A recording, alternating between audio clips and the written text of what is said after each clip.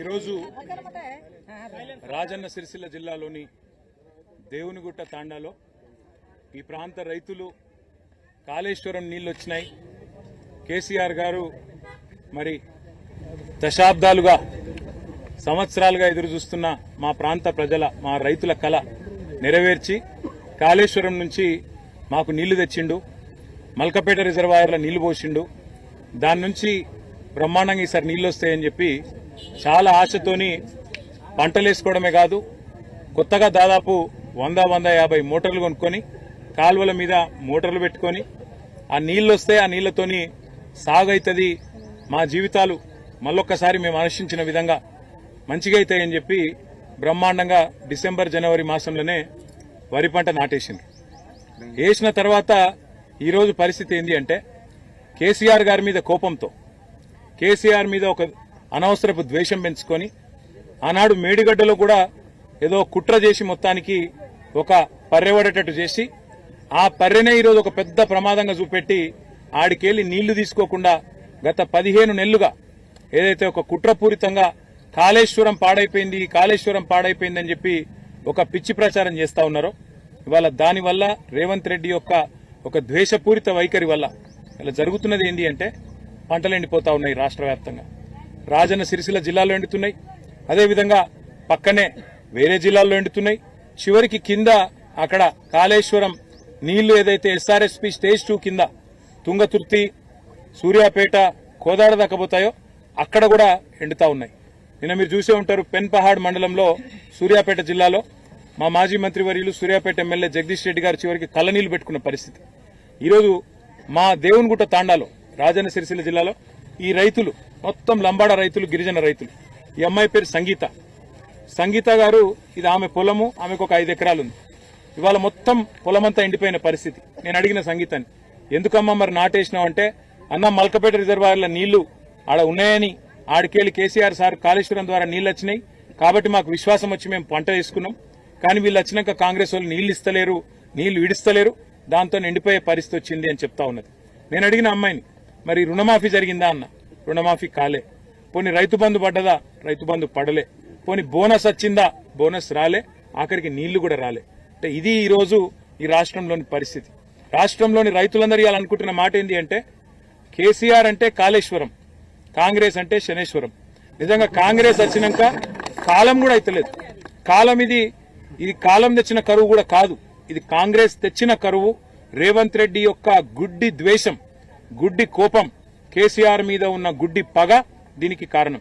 ఇలా మేడిగడ్డ దగ్గర ఉన్న ఆ పర్రెను చిన్న రిపేర్ చేసి 3-4 నెలల్లో మొత్తం దాన్ని మంచిగా చేసి ఆడికెళ్లి నీళ్లు ఎర్రటి ఎండాకాలంలో కూడా ఎత్తుకొని, గతంలో ఎర్రటి ఎండల్లో కూడా ఇదే సిరిసిల్ల జిల్లాలో ఉగాది సమయంలో కూడా ఆనాడు అప్పర్ మానేరు మత్తడి దుంకించిన ఘనత కేసీఆర్ గారి నాయకత్వాన్ని మీకు యాదికుండాలి. మిడ్ మానేరు నింపినాం, అప్పర్ మానేరు నింపినాం. మానేరు, అప్పర్ మానేరు నుంచి కింద కాళేశ్వరం దాకా, కింద మంతిని దాకా, ఆడికెళ్లి ఇడి దాకా ఎర్రటి ఎండల్లో కూడా అన్ని వాగులు, అన్ని చెర్లు నింపి రైతులను కాపాడుకున్న ప్రభుత్వం కేసీఆర్ ప్రభుత్వం. నేను ఇక్కడికి వచ్చేటప్పుడు ఉత్తమ్ కుమార్ రెడ్డి గారికి, అదేవిధంగా ఈఎన్సీ అనిల్ కుమార్ గారికి కూడా నేను మాట్లాడినా, వాళ్ళకి చెప్పిన 100 ఎకరాల్లో పంటలు ఎండుతున్నాయి, మేము కూడా చూస్తా ఊకోం. ఎందుకంటే రైతులు నష్టపోయి రైతులు ఆగమయ్యే పరిస్థితున్నప్పుడు మేము వదిలిపెట్టము. ఖచ్చితంగా రాబోయే 48 గంటల్లో నీళ్లు గిన ఇడిచిపెట్టకపోతే తప్పకుండా నేనే స్వయంగా పోయి మంత్రి గారి ఛాంబర్ ముంగట ధర్నా చేస్తాను.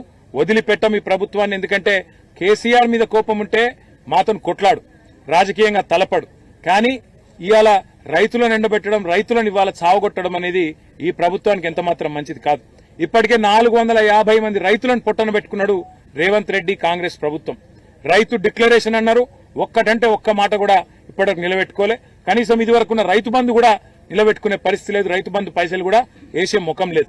కరెంట్ ఇచ్చే తెలివి లేదు, నీళ్లు ఇచ్చే తెలివి లేదు. ఆఖరికి బోర్లు ఎత్తిపోతా ఉన్నాయి. ఇలా ఇక్కడికి వస్తుంటే నాకు రైతన్నలు చెప్తా ఉన్నారు, అన్న 600 ఫీట్లు కాదు 800 ఫీట్లు వేసినా కూడా ఒక 1 ఇంచ్ నీళ్లు కూడా పడతలేవు, చాలా దుర్భిక్ష పరిస్థితి వచ్చింది.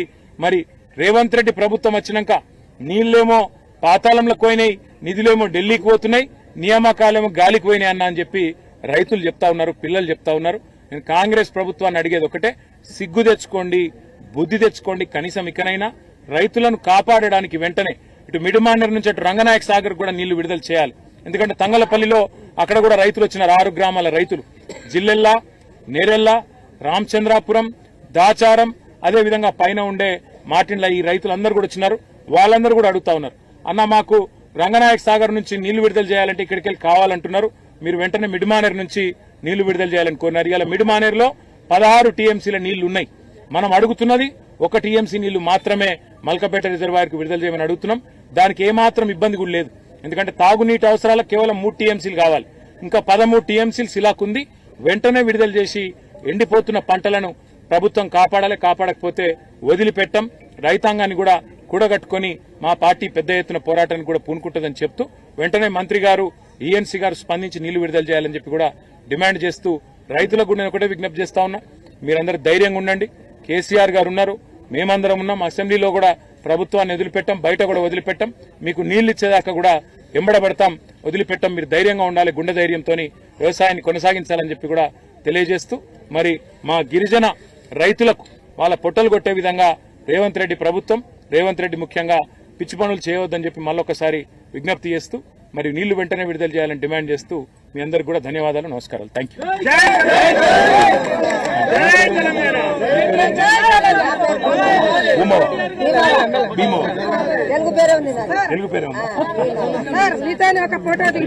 ఇక్కడ మరి ఇది అడ్డం ఉంది కదా ఎట్లా